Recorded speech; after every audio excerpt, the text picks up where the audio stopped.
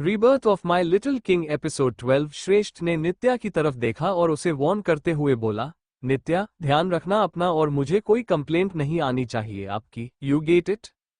उसकी वार्निंग सुनकर नित्या ने अपना सिर हिलाया और अपना सिर नीचे झुकाकर अपनी ड्रामेटिकल आवाज में बोली, येस बॉस। उसने उन सबकी तरफ देखा और उन्हें अपना हाथ दिखाते हुए बोली, बाय बाय एवरीवन। उन लोगों ने भी नित्या को अपनी प्यारी सी स्माइल के साथ रिप्लाई दिया, बाय प्रिंसेस। नित्या ने रियान और नीरव का हाथ पकड़ा और उन्हें अपने साथ खींचने लगी। अब वो दोनों पहाड़ जैसे थे और उनके आगे नित्या चींटी जैसी छोटी सी थी, जिसके खींचने से वो 1 इंच तक नहीं हिलते। पर वो दोनों उनकी लिटिल सिस्टर को कैसे अपसेट करते। इसी वजह से वो दोनों अपनी मर्जी से नित्या के साथ खींचे चले गए। नित्या उन्हें अपनी पूरी ताकत के साथ खींचकर उनसे बोली, भाई चलो वरना लेट हो जाएंगे। वो तीनों वहां से निकल गए। उनके जाने के बाद सीनियर शेखावत और अग्निवंशी कपल्स भी वहां से चले गए। सना और पाखी उनके वक्त की वजह से वहां से निकल गई। अभी वहां पर सिर्फ वो तीनों भाई और श्रेष्ठ के गार्ड्स मौजूद थे। तभी श्रेष्ठ ने उसके एक गार्ड की तरफ देखा और अपनी बॉसी आवाज में बोला, पानी लाओ। श्रेष्ठ का ऑर्डर मिलते ही वो गार्ड गाड़ी की तरफ गया। उसने गाड़ी में रखी हुई 3 पानी की बोतल निकाली और उसे उन तीनों भाइयों को दिया। पानी पीने के बाद संकल्प ने श्रेष्ठ की तरफ देखा और उससे पूछा, श्रेष्ठ, तू इसका कंस्ट्रक्शन स्टार्ट करवा रहा है, पर क्या तूने प्रिंसेस से बात की, उससे पूछा कि उसे उसका कैफे कैसे बनवाना है? श्रेष्ठ अपना सिर हाँ में हिलाते हुए अपने भाई से बोला, हाँ भाई, मैंने उससे सब कुछ डिस्कस कर लिया था और उसी के अकॉर्डिंग ये कैफे रेडी होगा। मैं कोई भी रिस्क नहीं लेना चाहता, क्योंकि मुझे मेरी नित्या की पसंद के अकॉर्डिंग ही सब कुछ करवाना है। तभी आर्य श्रेष्ठ के कंधे पर अपना हाथ रखते हुए बोला, तू चिंता मत कर, सब ठीक से हो जाएगा और अगर तुझे हमारे हेल्प की जरूरत हो तो तू बेझिझक हमें बता सकता है। उन दोनों की बात सुनकर श्रेष्ठ के होठों पर बिल्कुल छोटी सी स्माइल आई और वो अपने भाइयों से बोला, हाँ भाई, मैं आपको इन्फॉर्म करूंगा, डोंट वर अंडरस्को। अचानक से संकल्प का फोन बजने लगा, जिस वजह से श्रेष्ठ रुक गया।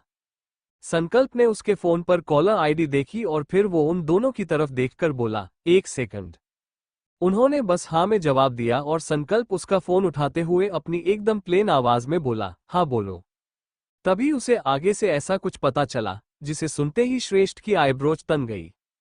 अभी उसकी आंखें हल्की सी लाल होने लगी और अगले ही पल वो आगे वाले शख्स पर भड़कते हुए बोला, व्हाट द हेल, ये तुम मुझे अब बता रहे हो? Are you out of your mind Tarun? वैसे तरुण संकल्प का पर्सनल गार्ड था और अभी उसका ही फोन था। अब संकल्प अपना सारा सब्र खोकर उस बेचारे पर टूट पड़ा, नहीं, मुझे कुछ भी नहीं पता। I want that bustard in front me any how. इसी के साथ संकल्प ने उसका फोन काट दिया, पर अब तक वो काफी ज्यादा बौखला गया था। संकल्प गुस्से में बुरी तरह से हौंफते हुए बोला, यूजलेस। संकल्प को इतने गुस्से में देखकर वो दोनों शॉक्ड हो गए और अभी उन्हें थोड़ा डर भी लग रहा था। संकल्प गुस्से में सबसे ज्यादा खतरनाक बन जाता था और यही एक रीजन था कि वो जितना हो सके उतना उसके गुस्से पर कंट्रोल रखने की कोशिश करता था। आज उसका गुस्सा 7वें आसमान पर था और कभी भी फट सकता था। आर्य और श्रेष्ठ को संकल्प के गुस्से में होने से कुछ बहुत ही बुरी वाइब्स आ रही थी। श्रेष्ठ ने अपनी थोड़ी हिम्मत जुटाई और उसने संकल्प से पूछा, भाई क्या हुआ? आप बहुत गुस्से में लग रहे हो और आपके चेहरे पर चिंता भी दिख रही है। What is the matter? तभी संकल्प के मुंह से सिर्फ एक ही नाम निकला, मैक्स। मैक्स का नाम सुनते ही श्रेष्ठ और आर्य दोनों की आंखें चौड़ी हो गई। उनके शक को कंफर्म करने के लिए आर्य ने अपने भाई से पूछा, मैक्स डेल्सन, आपका सबसे बड़ा दुश्मन? संकल्प ने अपना सिर हाँ में हिलाया, जिसे देखकर अब उन दोनों के एक्सप्रेशन भी पूरी तरह से बदल गए। अभी उनके चेहरे पर गुस्सा और चिंता साफ नजर आ रही थी। श्रेष्ठ ने अपनी सीरियस आवाज में अपने भाई से पूछा, उसका क्या हुआ भाई? तभी संकल्प उन दोनों को एक शॉक देते हुए उनसे बोला, he is here in India, in Mumbai. मैं जानता हूं कि वो यहाँ क्यों आया है। वो यहाँ सिर्फ मुझसे उसका बदला लेने आया है और वो इसलिए कुछ भी करेगा। वो दोनों संकल्प का डर, उसकी चिंता समझ रहे थे। ऐसा नहीं था कि संकल्प कमजोर था और मैक्स से लड़ नहीं सकता था। संकल्प बहुत ज्यादा स्मार्ट था और वो हर सिचुएशन आसानी से हैंडल कर सकता था, पर अभी उसे सिर्फ एक ही चिंता, एक ही डर खाए जा रहा था। श्रेष्ठ संकल्प की तरफ देखकर बोला, भाई आप टेंशन मत लो, हम हैं आपके साथ, हमारे रहते कुछ नहीं होगा। तभी संकल्प चिंता की वजह से अपने हाथों को अपने चेहरे पर रब करते हुए बोला, श्रेष्ठ, मुझे मेरी चिंता नहीं है। अगर मैं अकेला होता तो मैं उससे लड़ भी लेता, पर अभी मेरे साथ मेरी प्रिंसेस है। जैसे ही उन दोनों ने संकल्प की ये बात सुनी, वो पूरी तरह से अलर्ट हुए। वही संकल्प अपनी डरी हुई आवाज में उन दोनों से बोला, मैंने उसकी बहन को रिजेक्ट किया जिस वजह से उसने सुसाइड किया, और उसी का बदला लेने के लिए वो यहाँ आया है। अगर उसे पता चल गया ना कि नित्या मेरी बहन है तो वो मेरे बच्चे के पीछे हाथ धोकर पड़ जाएगा। वो उसे हट करने के लिए किसी भी हद तक जा सकता है। अब तो संकल्प के साथ श्रेष्ठ और आर्य भी घबरा गए, पर वो डर की वजह से चुप होकर नहीं बैठ सकते थे। श्रेष्ठ ने संकल्प की तरफ देखा और अपनी भयानक आवाज में बोला, भाई, आप ये भूल रहे हैं कि आपकी प्रिंसेस मेरी क्वीन है। वो एक डेंजरस किंग की क्वीन है और उसके लिए मैं पूरी दुनिया पलट सकता हूं, तो वो मैक्स किस खेत की मूली है? श्रेष्ठ की इस बात से सहमत होकर आर्य भी बोला, हाँ भाई, वो सिर्फ आपकी नहीं हमारी प्रिंसेस है, और जब तक हम हैं हमारी बच्ची को कोई छू भी नहीं पाएगा। श्रेष्ठ ने संकल्प का हाथ पकड़ा और उसे यकीन दिलाते हुए बोला, भाई, मैं मेरी नित्या के लिए किसी भी हद तक जा सकता हूँ। अगर उसके लिए मुझे फिर से अपने पुराने वाले रूप में आना पड़े तो भी चलेगा। श्रेष्ठ की बात सुनकर उन दोनों ने पहले एक दूसरे की तरफ देखा और फिर वो श्रेष्ठ की तरफ देखने लगे, जिसके चेहरे पर अभी अजीब से भाव थे, जिसे हर कोई नहीं पढ़ सकता था, पर वो दोनों भाई आसानी से समझ रहे थे। आर्य ने श्रेष्ठ की तरफ देखा और अपनी आंखों को हल्का सा सिकुड़ते हुए बोला, तेरा मतलब तू फिर से अंडरस्को? श्रेष्ठ ने उसे उसकी बात पूरी करने तक का मौका नहीं दिया और अपना सिर हिलाकर अपनी प्लेन आवाज में बोला, हाँ, और आप दोनों भूलिए मत कि आप खुद भी उसमें इन्वॉल्व हो, तो आपको डरने की जरूरत नहीं है। श्रेष्ठ आगे उन दोनों से अपनी ठंडी आवाज में बोला, हमने अपनी फैमिली के लिए वो सब कुछ छोड़ा था, और अगर जरूरत पड़ी तो हम अपनी बच्ची के लिए फिर से उसमें जा सकते हैं। संकल्प श्रेष्ठ की इस बात सहमत होकर बोला, तू ठीक कह रहा है श्रेष्ठ। वैसे श्रेष्ठ की बात ने संकल्प को थोड़ा सुकून दिया था, पर फिर भी उसके चेहरे पर चिंता और परेशानी साफ नजर आ रही थी। संकल्प की चिंता को देखकर आर्य उसे समझाते हुए बोला, हाँ भाई, आप चिंता मत करो, और वैसे भी डेजी की मौत आपकी वजह से नहीं हुई। आप उसकी मौत के जिम्मेदार बिल्कुल भी नहीं हो। श्रेष्ठ को भी डेजी के बारे में पता था, यहां तक कि पूरी शेखावत और अग्निवंशी फैमिली को उस बारे में पता था। डेजी की वजह से संकल्प बहुत परेशान हो चुका था। वो बेचारा डिप्रेशन में जा चुका था, पर तब सना उसकी लाइफ में आई और बहुत मुश्किलों बाद सना के साथ मिलकर पूरी फैमिली ने संकल्प को डिप्रेशन से बाहर निकाला। अभी मैक्स का नाम सुनकर उसके दिमाग में फिर से वो सब कुछ चल रहा था, पर अब यहाँ बात सिर्फ संकल्प की नहीं थी, उसके अलावा अब नित्या की जिंदगी दांव पर लगी हुई थी। वो तीनों भाई जानते थे कि मैक्स संकल्प से उसकी बहन की मौत का बदला लेने के लिए किसी भी हद तक जाएगा, और इसमें उसका सबसे पहला टारगेट होगी नित्या, जिसे संकल्प अपनी जान से ज्यादा प्यार करता था। अब संकल्प के दिल में डर से ज्यादा गुस्सा था, और वो अपनी बहन के लिए सबसे ज्यादा प्रोटेक्टिव था। श्रेष्ठ और आर्य को उनके भाई की तकलीफ पता थी, और इसी वजह से श्रेष्ठ संकल्प से बोला, वो आपके पीछे पागल थी, आपको फोर्स कर रही थी, और जब आपने उसे सबके सामने रिजेक्ट किया तो उसने अपनी जान दे दी। ये उसे समझना चाहिए था कि प्यार जबरदस्ती से नहीं होता।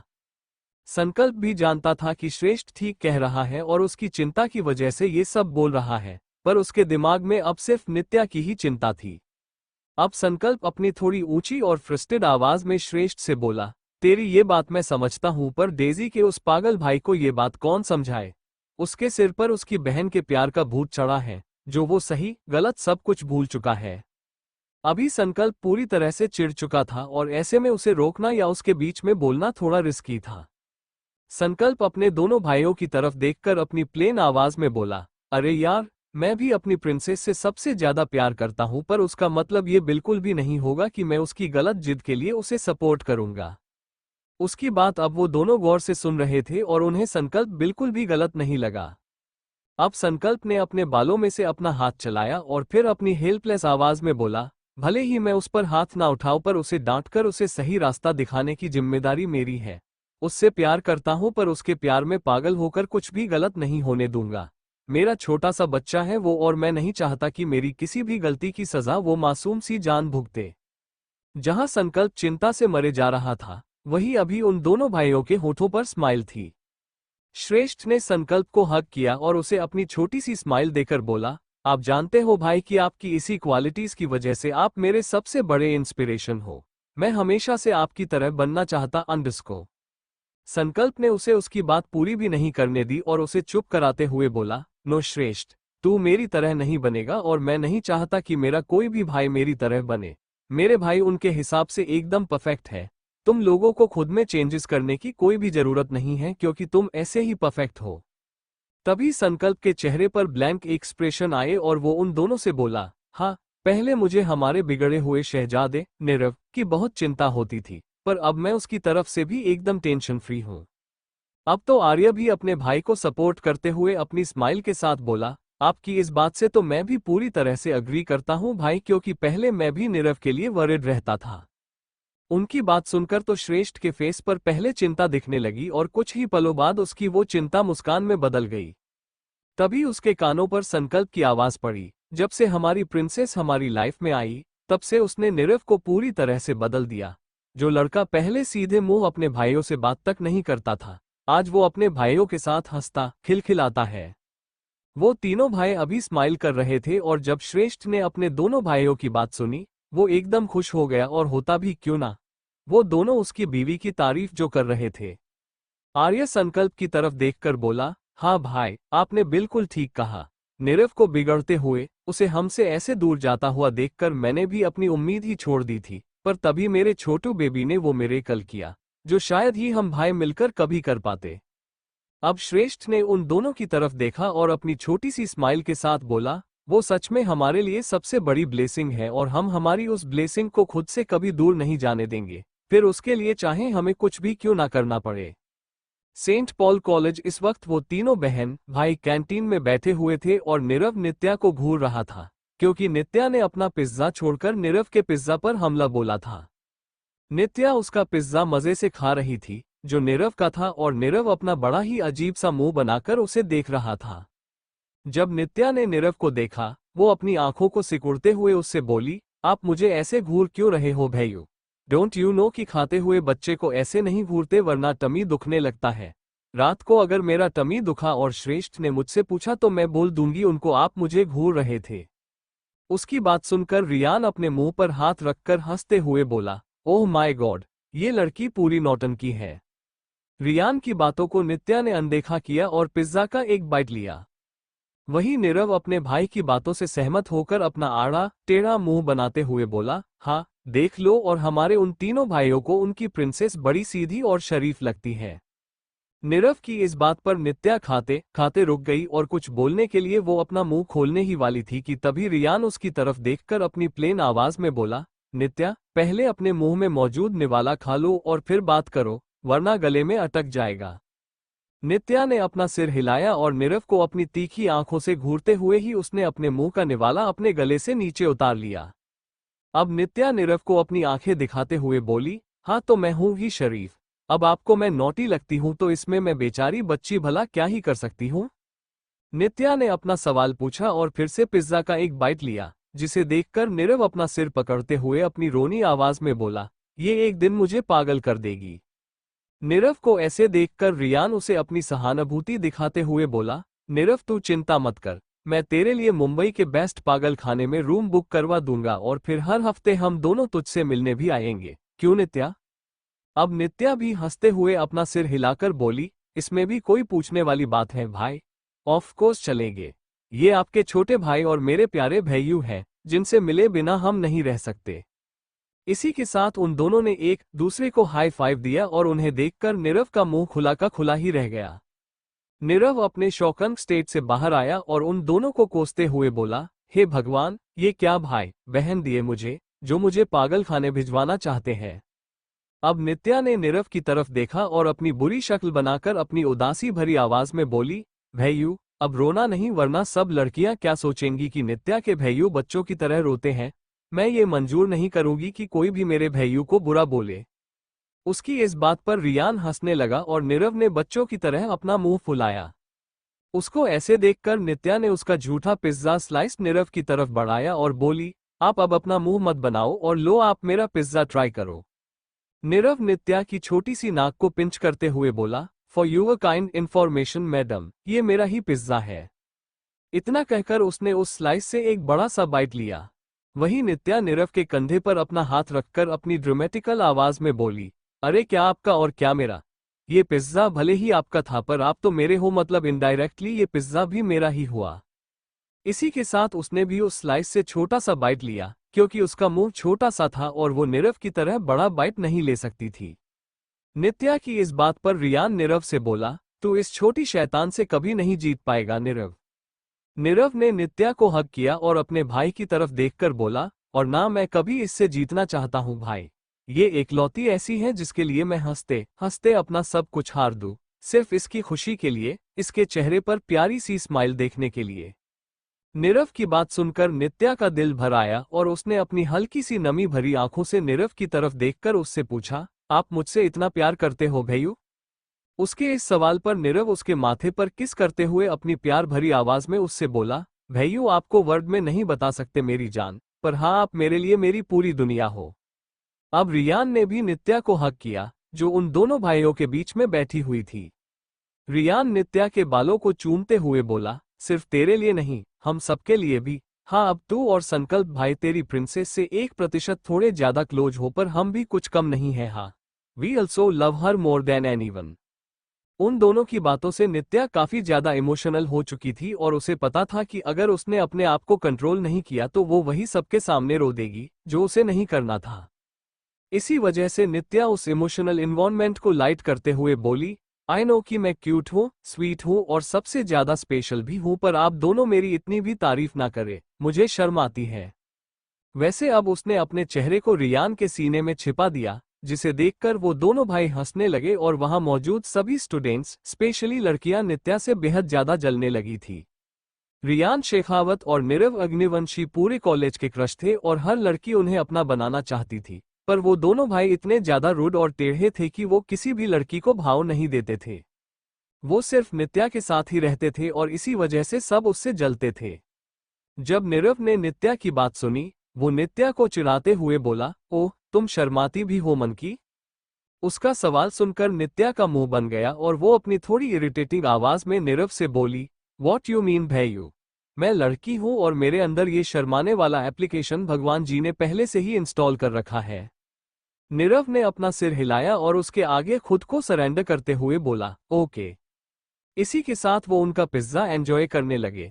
उन तीनों ने एक दूसरे का पिज्जा शेयर किया, इनफैक्ट उन्होंने बिना किसी झिझक के एक दूसरे का झूठा पिज्जा भी खाया, जिसे देखकर बाकी लड़कियों के दिल में अंगारे दहकने लगे, पर उन तीनों को उनसे क्या ही फर्क पड़ता था। पिज्जा के बाद नित्या ने अपने दोनों भाइयों की तरफ देखा और बोली, भैयू भाई अंडरस्को। रियान नित्या के होठों के किनारे पर लगा हुआ टोमेटो सॉस टिश्यू से पोंछते हुए बोला, हम बोलो। नित्या ने उन दोनों को देखा और अपना पाउट बनाते हुए बोली, मुझे चीज केक खाना है, दिलवा दो ना। उसकी ये डिमांड सुनकर वो दोनों नित्या को घूरने लगे।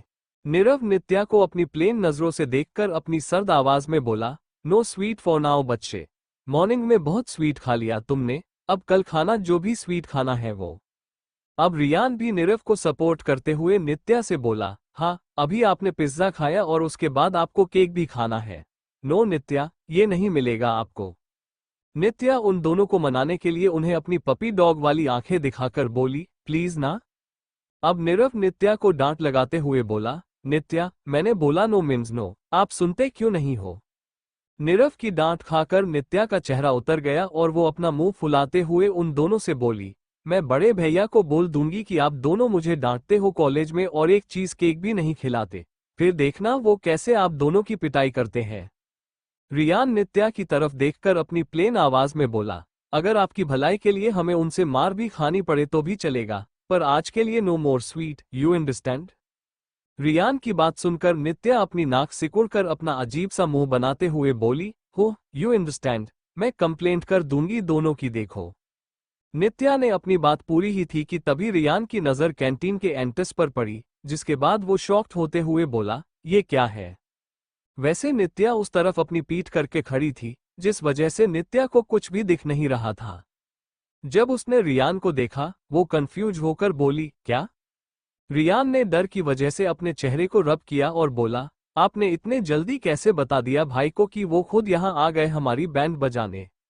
वैसे रियान सच बोल रहा था क्योंकि अभी संकल्प कैंटीन के दरवाजे पर खड़ा था और सबसे बड़ी बात वो अकेला नहीं था, उसके साथ आर्य और श्रेष्ठ भी थे। जब नित्या ने रियान की बात सुनी, वो रियान को घूरते हुए बोली, भाई आप होश में तो हो ना? मैं तो आपके सामने ही बैठी हुई हूं, तो ऐसे में मैं कैसे कुछ कर सकती हूं यार। जहां वो तीनों भाई उन लोगों की टेबल की तरफ बढ़ रहे थे, वहीं नित्या कुछ सोचते हुए बोली, अब समझ आया, आप झूठ बोल रहे हो। इस पर रियान ने झट से अपना सिर में हिलाया और बोला, यार बेबी, मैं झूठ नहीं बोल रहा, आप पीछे देखो भाई खड़े हैं। वैसे नित्या ने नहीं पर नीरव ने पीछे देखा, जिसके बाद उसकी आंखें भी बड़ी बड़ी हो गई। वही नित्या अपनी जिद में कायम रहते हुए बोली, मैं नहीं देख रही, मुझे पता है अगर मैंने पीछे देखा तो आप मेरी कॉफी भी ले लोगे और मुझे एक सिप भी पीने नहीं दोगे। नो नो, मैं आप लोगों के इस ट्रैक में नहीं फंसूंगी। अब वो दोनों भाई क्या ही करते जब नित्या उनकी बात सुनने के लिए राजी ही नहीं थी। तभी नित्या की नजर वहां मौजूद स्टूडेंट्स पर पड़ी, जो खुद डरे हुए थे और किसी सूखे पत्तों की तरह कांप भी रहे थे। उन्हें ऐसे देखकर नित्या कंफ्यूज हुई और बोली, ये क्या? ये सब ऐसे शॉक्ड क्यों हो गए और इन सबके चेहरे ऐसे पीले क्यों पड़ गए, जैसे इन लोगों ने कोई भूत देख लिया हो। अब नीरव अपनी किस्मत आजमा कर नित्या को समझाते हुए बोला, बेटा भूत नहीं पर उनसे भी खतरनाक लोगों को देखा, एक बार आप भी देख लो पीछे। नीरव की इस बात से नित्या बुरी तरह से चिढ़ गई और नीरव से बोली, नहीं बोला ना, आप क्यों मुझे पीछे देखने को बोल रहे हो? मैंने नहीं देखना और अपनी कॉफी को आप लोगों की बलि भी नहीं चढ़ने देना। अभी उसके हाथ में कॉफी का कप था, जिसकी सिप वो ले रही थी। जैसे ही उसने कॉफी का एक सिप लेने के लिए कॉफी का कप अपने मुंह की तरफ बढ़ाया, उसके कानों पर आर्य की आवाज पड़ी, प्रिंसेस। उसकी आवाज सुनते ही नित्या शॉक्ड होते हुए बोली, यह अंडरस्को, ये आवाज तो भैया की है। अब रियान नित्या को घूरते हुए बोला, हाँ आपके भैया और हमारे भाई, सिर्फ वही नहीं उनके साथ संकल्प भाई और श्रेष्ठ भाई भी है। रियान की बात सुनकर अब नित्या को डर लगने लगा, क्योंकि वो तीनों इतने बिजी होते हैं कि बिना किसी वजह के वो यहाँ नहीं आने वाले। अब नित्या अपनी डरी हुई आवाज में अपने मन ही मन बोली, वह अंडरस्को, वो तीनों यहाँ क्यों आए होंगे? हमने तो आज कोई कांड भी नहीं किए जिससे वो प्रिंसी उन्हें यहाँ बुलाए।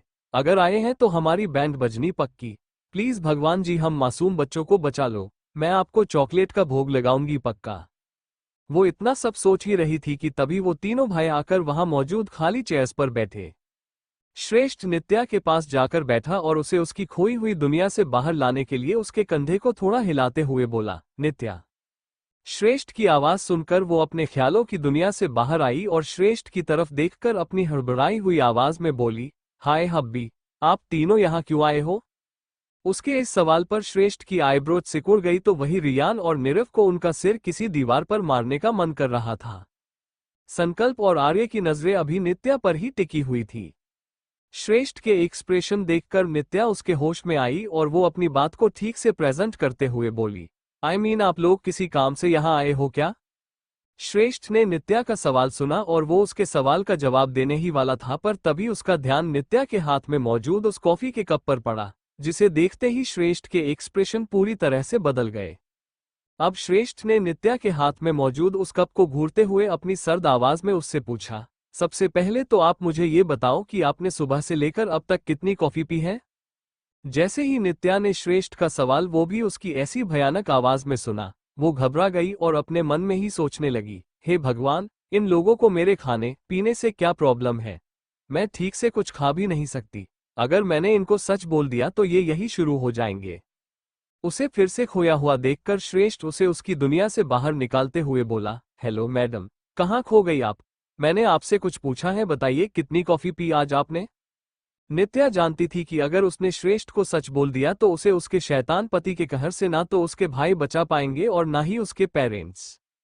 उल्टा वो सब उस बेचारी को डांटने लगेंगे और नित्या अभी किसी की भी डांट खाने के मूड में नहीं थी। नित्या ने अपने आप को रिलैक्स किया और फिर अपनी थोड़ी हिम्मत जुटाते हुए बोली, श्रेष्ठ, ये सिर्फ पहली है अंडरस्को।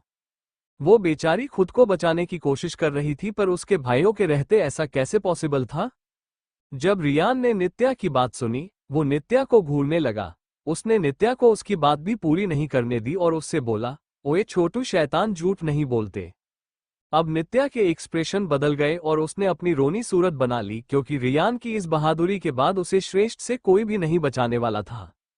रियान ने श्रेष्ठ की तरफ देखा और बोला, भाई मैं बताता हूं, ये इसकी तीसरी कॉफी है।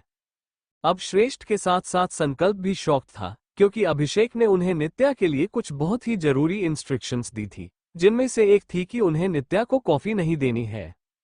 पर अब जो कुछ भी रियान ने उन्हें बताया, उसके बाद वो दोनों ही भड़क गए थे और सबसे ज्यादा तो श्रेष्ठ ही गुस्से में था। अब श्रेष्ठ अपनी ऊंची आवाज में चिल्लाया, व्हाट, फ्री कॉफी? अब श्रेष्ठ के चेहरे पर गुस्सा साफ नजर आ रहा था, जो वहां मौजूद हर कोई महसूस कर पा रहा था। श्रेष्ठ ने नित्या की तरफ देखा और अपनी हल्की सी ऊंची आवाज में उसने नित्या से पूछा, नित्या, मैंने आपको बोला था ना कि कॉफी नहीं पीना, पर आपने मुझे कन्वेंस किया तो मैंने सिर्फ एक की परमिशन दी थी, पर ये तीन क्या है? अब नित्या बुरी तरह से घबरा गई थी और वो नहीं चाहती थी कि श्रेष्ठ सबके सामने उसे इस तरह से डांटे। वो उसके डर में ही थी कि तभी श्रेष्ठ ने उससे पूछा, आपने पहले मुझसे पूछा था? नित्या ने झट से नीरव का हाथ पकड़ा, जो उसकी एक तरफ बैठा था। वैसे उसकी पकड़ नीरव के हाथ पर बहुत ज्यादा कसी हुई थी, जिसे महसूस करते ही नीरव ये समझ गया था कि नित्या बुरी तरह से घबरा गई है। उसने अपने भाइयों की तरफ देखा और उन्हें कुछ इशारा किया, पर संकल्प ने उसे चुप रहने के लिए बोला, जिस वजह से वो मजबूर होकर चुप बैठ गया। वहीं नित्या ने बहुत धीरे से अपना सिर ना में हिलाया और अपनी बहुत ही दबी हुई आवाज में बोली, न अंडरस्को नहीं।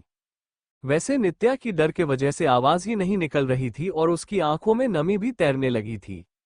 अब श्रेष्ठ अपनी ठंडी आवाज में बोला, देन हाउ कुड यू? उसके इस सवाल का जवाब नित्या के पास नहीं था, जिस वजह से उसने झट से अपना सिर नीचे झुका दिया। अब उसकी आंखों से आंसू बहने लगे थे और वो नहीं चाहती थी कि कोई उसके आंसू देखे और उसे कमजोर समझे, इसीलिए उसने अपना सिर नीचे झुका दिया था। वही जब कैंटीन में बैठी हुई कुछ लड़कियों ने नित्या को ऐसे देखा, उनके चेहरे पर शैतानी स्माइल आई। वहां बैठी एक लड़की ने अपनी नफरत भरी नजरों से नित्या को देखा और फिर वो अपनी बाकी फ्रेंड्स से बोली, आई थिंक आज श्रेष्ठ सर इस लड़की को अच्छा सबक सिखाएंगे। बहुत ज्यादा उड़ रही थी उन दोनों, रियान और नीरव, के भरोसे। उसकी दूसरी फ्रेंड उसके इस शैतानी प्लान से सहमत होकर उसे सपोर्ट करते हुए बोली, हाँ यार, बहुत मजा आएगा। एक काम करते हैं, चुपचाप सब रिकॉर्ड करते हैं कि कैसे श्रेष्ठ अग्निवंशी भरी कैंटीन में उनकी बीवी की इंसल्ट कर रहे हैं और फिर ये वीडियो हम वायरल कर देंगे। उन दोनों को रोकने के बजाय उनकी तीसरी फ्रेंड भी उनका इसमें साथ देते हुए बोली, हाँ, इससे जो उस लड़की की बदनामी होगी उसे देखने में बहुत ज्यादा मजा आएगा। उसने उसकी फ्रेंड, पहली लड़की, की तरफ देखा और बोली, हम चल रिकॉर्डिंग स्टार्ट कर। उस लड़की ने झट से अपना वेरी ब्रांडेड आईफोन निकाला और उसमें चुपचाप रिकॉर्डिंग करने लगी। वहीं दूसरी तरफ जब श्रेष्ठ ने नित्या को उसके आगे अपना सिर झुकाए बैठे हुए देखा, उसकी आईब्रोज सिकुड़ गई। उसने धीरे से नित्या के चिन को पकड़ा और अपनी डोमिनेटिंग आवाज में बोला, नित्या, मैं आपसे बात कर रहा हूं और आप नीचे देख रहे हो। मेरी तरफ देखो और कोई जरूरत नहीं है नीचे देखने की। जब श्रेष्ठ ने नित्या की आंखों में आंसू देखे, उसके दिल में एक दर्द उठा और यही हाल उन चारों भाइयों का भी था। नित्या डरी हुई थी, जिस वजह से वो अपनी हकलाती हुई आवाज में बोली, श्रेष्ठ वो अंडरस्को। डर और घबराहट की वजह से उसके गले से आवाज तक नहीं निकल रही थी। वैसे भी उसे श्रेष्ठ की तरफ देखकर ही डर लग रहा था। ये नित्या का शांत पति नहीं था, पर यह कुछ और ही था, जो नित्या पहली बार देख रही थी। नित्या श्रेष्ठ को ऐसे पहली बार देख रही थी और अब नित्या के दिल में एक डर बैठ गया था। नित्या के अंदर श्रेष्ठ की तरफ देखने की भी हिम्मत नहीं थी, जिस वजह से उसने नीरव की तरफ देखा और रोते हुए बोली, भैया। नित्या की आवाज सुनकर नीरव को बहुत बुरा लग रहा था और सबसे ज्यादा गिल्ट रियान को फील हो रहा था, क्योंकि उसने ही श्रेष्ठ को कॉफी के बारे में बताया था। वो चाहता तो कॉफी वाली बात छिपा सकता था, पर उसने ऐसा नहीं किया और यही उसकी गलती हो गई। अब बेचारे को क्या पता था कि श्रेष्ठ यही नित्या की क्लास लगाने वाला था। उसे लगा था कि वो नित्या को घर में जाने के बाद डांटेगा और इसी वजह से उसने श्रेष्ठ को सब कुछ बताया। पर अब नित्या की ऐसी हालत देखने के बाद उसे अपने आप पर गुस्सा आ रहा था। उसे बहुत ज्यादा रिग्रेट फील हो रहा था। वही नीरव रियान को घूर रहा था, जो पहले से ही गिल्ट में मर रहा था। नित्या की दिल को दुखाने वाली आवाज सुनकर नीरव का दिल रोने लगा और वो अपने भाई को शांत करने की कोशिश करके उसे रिक्वेस्ट करते हुए बोला, भाई, प्लीज काम डाउन, बच्ची डर रही है और आप ऐसे चिल्लाओ मत प्लीज। अब श्रेष्ठ नीरव को घूरते हुए अपनी ठंडी आवाज में बोला, शट अप नीरव, मुझे पता है कि इन मैडम को कैसे हैंडल करते हैं and I am warning you boys, Riyan और नीरव, कि हमारे बीच कोई नहीं बोलेगा, ओके? नीरव ने हेल्पलेस होकर अपना सिर हिलाया और बोला, जी भाई सॉरी।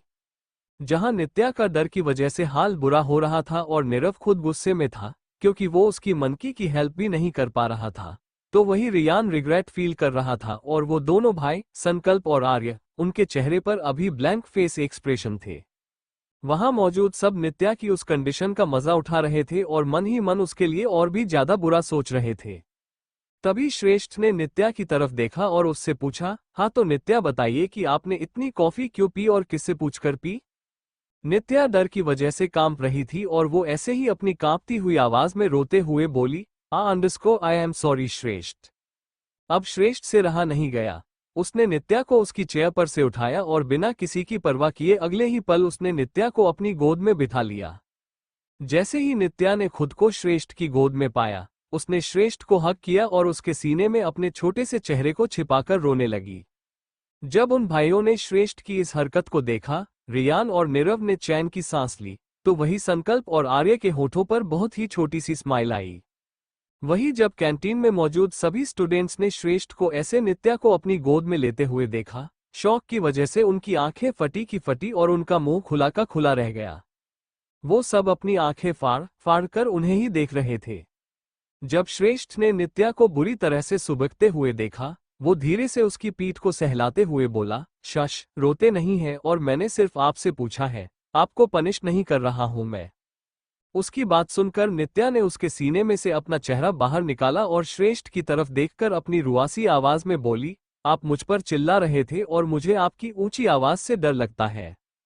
उसकी इतनी प्यारी सी कंप्लेंट सुनकर श्रेष्ठ हंसने लगा और उसके गाल पर किस करते हुए अपनी सॉफ्ट आवाज में बोला, आई एम सॉरी मेरी जान, पर आप काम ही वैसे करते हो। वैसे वहां स्टूडेंट्स पहले से ही शॉक में थे और जब उन्होंने श्रेष्ठ के मुंह से सॉरी सुना, उनके पैरों तले की जमीन ही खिसक गई क्योंकि श्रेष्ठ अग्निवंशी और सॉरी नो नेवर एवर।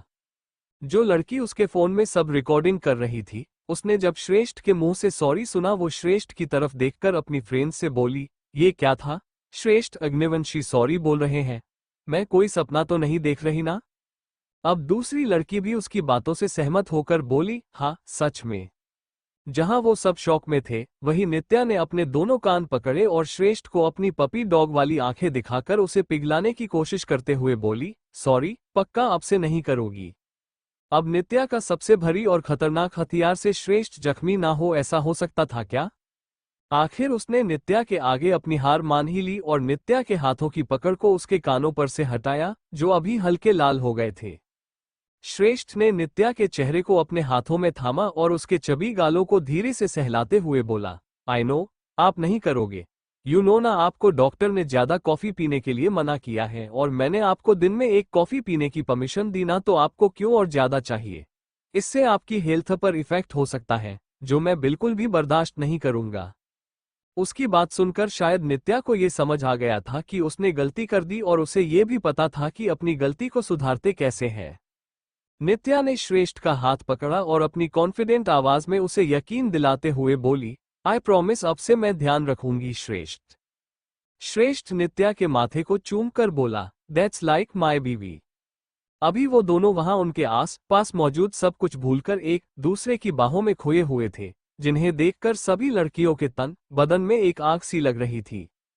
तभी उस लड़की ने उसके फोन में चल रही रिकॉर्डिंग को पॉज किया और अपनी नफरत भरी आंखों से नित्या को घूरते हुए बोली, यार, मैंने सोचा था कि ये उस लड़की पर गुस्सा करेंगे, उसको ह्यूमिलिएट करेंगे, पर ऐसा कुछ भी नहीं हुआ। अंडरस्को।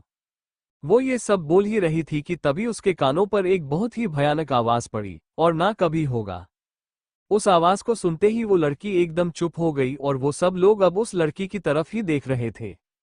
तभी अचानक से आर्य उसके आगे आया, जिसे देखकर उसकी सांसें उसके गले में अटक सी गई और वो अपनी घबराई हुई आवाज में बोली, आर्य शेखावत अंडरस्को। अब वो चारों भाई और नित्या भी उनकी तरफ ही देख रहे थे और आर्य को इतने गुस्से में देखकर नित्या को थोड़ा डर लग रहा था, जिस वजह से उसने श्रेष्ठ को कसके हक कर लिया। तभी संकल्प अपना मुंह बनाकर श्रेष्ठ से बोला, यार भूख लगी है, हमने मॉर्निंग से कुछ खाया भी नहीं है। इस पर श्रेष्ठ अपना सिर हिलाकर नित्या के बालों में अपनी उंगलियां चलाते हुए संकल्प से बोला, भाई आप यही कुछ ऑर्डर कर दो ना, मुझे भी भूख लगी है। ये सुनकर नित्या ने उन दोनों की तरफ देखा और बोली, पास्ता। उसके मुंह से पास्ता सुनकर वो दोनों भाई नित्या को देखने लगे और नित्या अपनी इनोसेंट स्माइल के साथ बोली, यहाँ का पास्ता काफी यमी है। वैसे वो चारों जानते थे कि नित्या की उस स्माइल के पीछे क्या वजह थी, पर वो उसे एंजॉय कर रहे थे। संकल्प ने उस कैंटीन में मौजूद वेटर की तरफ देखा और अपनी एकदम सर्द और बॉसी आवाज में बोला, 2 प्लेट पास्ता लेकर आओ फास्ट। उस बेचारे ने डर की वजह से अपना सिर हिलाया और उसकी किस्मत से वो बस पास्ता बना ही रहा था, जो कुछ ही देर में तैयार हो गया। उस वेटर ने उनके टेबल पर पास्ता सर्व किया और चुपचाप जाकर अपनी जगह पर खड़ा हो गया। वही आर्य उस लड़की को अपनी खा जाने वाली नजरों से घूरते हुए अपनी प्लेन आवाज में बोला, हाँ मैं। तुम लोगों को लगा हम बेवकूफ हैं जो हमें ये पता नहीं चलेगा कि यहाँ कौन क्या सोच रहा है और कौन क्या कर रहा है। अचानक से आर्य ने उस लड़की के हाथ से उसका फोन छीन लिया, जो उसके और सबके लिए अनएक्सपेक्टेड था। वो इतने जल्दी हुआ कि वो लड़की कुछ रिएक्ट ही नहीं कर पाई और अपनी डरी हुई नजरों से बस आर्य को ही देखने लगी। आर्य ने उस फोन को अपनी दोनों उंगलियों में रखा और केयरलेसली उसके फोन के साथ खेलते हुए बोला, दिस इज द फोन। इसी फोन में तुमने रिकॉर्डिंग ऑन करके रखी थी ना, तो अब देखो मैं तुम्हारे फोन की क्या हालत करता हूँ। जैसे ही उसने आर्य की बात सुनी, उसकी आंखें बस बाहर ही आ गई। अगले ही पल वो अपनी चेयर पर से उठ खड़ी हुई और आर्य के हाथ से उसका फोन लेने की कोशिश करते हुए बोली, नो प्लीज नहीं, वो बहुत महंगा है अंडरस्को। उसकी बात सुनते ही नीरव और रियान पागलों की तरह हंसने लगे और किसी ने उन्हें रोका भी नहीं। वहीं नित्या अभी टुकुर टुकुर अपने भैया की तरफ देख रही थी और उसने भी आर्य को रोकना ठीक नहीं समझा, क्योंकि वो लड़की गलत कर रही थी, उसके इंटेंशन गलत थे और उसे उसकी गलती की सजा मिलना जरूरी था। अगर नित्या चाहती तो वो अपने भाई को रोक सकती थी और उसके एक कहने पर आर्य रुकता भी, पर उसने ऐसा कुछ भी नहीं किया। वो खुद उस लड़की को मजा चखाना चाहती थी। वही जब आर्य ने उस लड़की की बात सुनी, वो खुद हंसने लगा और फिर अपनी रूड आवाज में बोला, महंगा? No it just 1 lakh something, और ये मेरे लिए बहुत ही छोटी सी अमाउंट है। सबको पता था कि आर्य ने अभी जो कुछ भी कहा वो झूठ नहीं था। शेखावत और अग्निवंशी फैमिली के लिए 1 लाख शायद 1 रुपये जितने भी नहीं थे। अभी संकल्प के होठों पर शैतानी स्माइल थी, क्योंकि वो अपने भाई को बखूबी जानता था और उसे ये भी पता था कि आर्य या फिर श्रेष्ठ कब कौन सा वार करते थे और क्यों करते थे। अब वो वहां पर शांत बैठा था और श्रेष्ठ के साथ अपना पास्ता एंजॉय करते हुए वो वहां चल रहे शो को देख रहा था। संकल्प और श्रेष्ठ बारी बारी से नित्या को पास्ता खिला रहे थे, जो मजे से खा रही थी और वहां का सीन देख रही थी। वही आर्य उस लड़की की तरफ देखकर अपनी खौफनाक आवाज में बोला, वैसे तुमने जो किया है उसके लिए मैं बहुत कुछ बुरा कर सकता हूं, पर वो सब करके मैं अपनी प्रिंसेस को डराना नहीं चाहता, इसीलिए तुम्हारा फोन जाएगा। उसकी आवाज सुनकर अभी वहां मौजूद सभी स्टूडेंट्स के रोंगटे खड़े हो गए और वो डर की वजह से थर थर कांपने लगे। वही आर्य ने उस फोन से खेलते खेलते ही उस फोन को इतनी बुरी तरह से जमीन पर पटका कि वो फोन टूटकर कहीं हिस्सों में बट गया और उसका एक छोटा सा टुकड़ा उड़कर उस लड़की की तरफ आया, जिस वजह से उसके चेहरे पर एक कट लगा।